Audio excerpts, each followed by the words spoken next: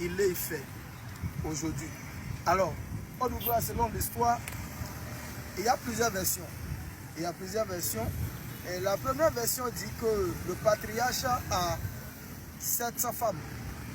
Et chaque femme a fait des enfants. Bon, si on considère que Odoudoua était un grand homme, c'est-à-dire il a le pouvoir, il a tout. Parce que l'histoire révélait que lui seul adorait 401 divinités. Lui seul, il adorait 401 divinités. Alors que dans une seule année, on n'a que 365 jours. Dans une année.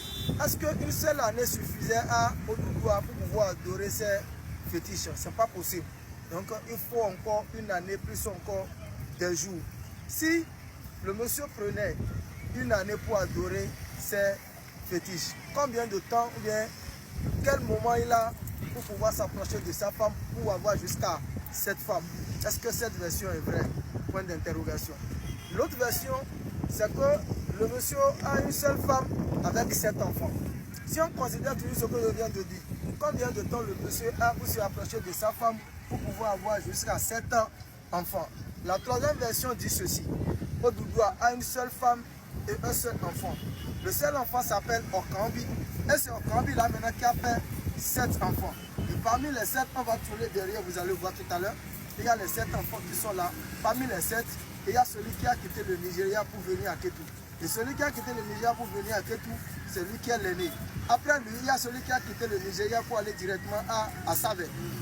Parce que ceux qui savent aussi sont les enfants de Odoudoua. Ok. Après Save, dans le Bénin, il y a un troisième qui est allé à Grand Popo. Celui, le roi de Grand Popo, fait partie des fils de Odoudoua. Ok. C'est ce qu'on appelle Onipopo. Donc au Bénin, il y a 3 localités qui sont des fils de Odoudoua. Il y a Kétou, Save et puis Grand Popo. Et c'est après maintenant les autres sont commencés par arriver. Ceux qui ont quitté Oyo, par exemple, c'est ceux qui sont à Pobé tout près ici. Et ils ont quitté Oyo. Alors que celui qui a fondé le royaume Oyo, c'est le Benjamin de Odoudoua. C'est lui qu'on appelle Oromia. C'est lui qui a fondé le royaume d'Oyo. Donc c'est après la fondation de Oyo que ceux-là ont commencé par migrer, ils ont commencé par quitter Oyo pour venir s'installer à Pobé.